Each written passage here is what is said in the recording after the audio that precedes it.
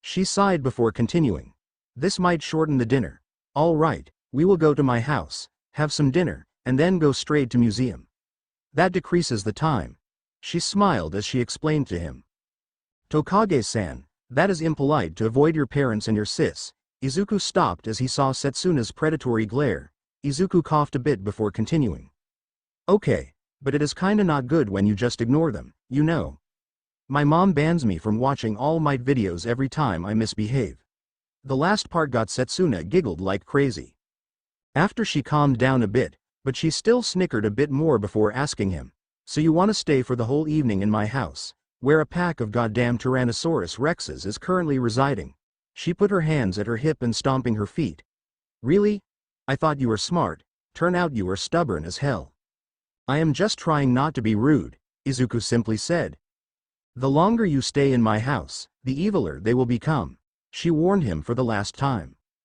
We will stay a little bit longer, that's the final decision, Tokage-san, Izuku fiercely declared.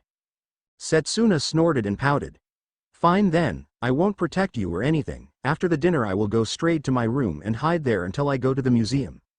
Good luck dealing with my family. She smirked and continued walking with him. Fine, I can handle this. Izuku stammered, not knowing how dangerous the Tokages are. But look at the bright side, the museum is gonna be less crowded at late night, so I certainly call that a win-win. Setsuna grinned. Oh come on, we gotta go home. Yeah, we should. Izuku rubbed his head. Really, you should pick some normal shirt. I don't want the first thing my family see in you is bed sheet printed in your shirt, she said while pointing at his chest. My sense of fashion is fine, my shirts are cool, Izuku protested. Really? Setsuna deadpanned. Izuku pouted and did a puppy eyes face to convince her. He hadn't been wearing that type of shirt for 2 days straight now, he missed it and he certainly wanted to wear it again. Setsuna smirked at the adorable sight. He is so cute. Ahem. She cleared her throat, readying to say what is next. No. The simple no lingering in his mind. His shirts, his precious shirts, he is not going to wear it today. It can't be. And no, you are not going to wear any of those shirts for 2 weeks. Ashido and me made an agreement on choosing your clothes, Setsuna said. This even made Izuku sadder, not wearing his precious shirts, which were bought by his lovely mother, for 2 weeks. Izuku dropped down to his knees, and his eyes were wet, but he quickly calmed down and told Setsuna. Tokage-san, if you don't let me wear my shirts, I will cry. Izuku declared, to which Setsuna just snorted. Yeah, Broccoli-chan, cry like a baby, I won't let you meet my parents with that kind of shirt, she snickered. Izuku had had enough. It's your fault then. Izuku grinned as he started crying. Hooah. Izuku cried out, although it was not loud but the tears were streaming down like a waterfall. Is it raining? Setsuna felt something wet in her leg, like something was pouring at her. Feeling annoyed, she turned around to see the cause, only to see it was Izuku. And Izuku was goddamn crying out a river. The whole manhole was filled with tears. Some puddles were even formed. What the? She didn't get the chance to finish her question because his crying evolved into form 2. Sunlight yellow. Overcry. Izuku shouted before channeling one for all to his lacrimal glands, which made his eyes to mass produce a few liters of tears a second. Why, W-A. Izuku just cried out a barrage continuously. Thankfully the streets were empty at that moment, and also his cries weren't loud, but it could make a flood. Jesus. Okay. She yelled. This somehow calmed Izuku down a bit, judging the tears were stopped, for now. Okay. I will allow you to pick your shirt. Izuku suddenly stopped crying in a matter of nanoseconds, he smiled and nodded. Now why kids cry all the time. Setsuna wiped the sweats off her forehead and sighed. Thank you, Tokage-san.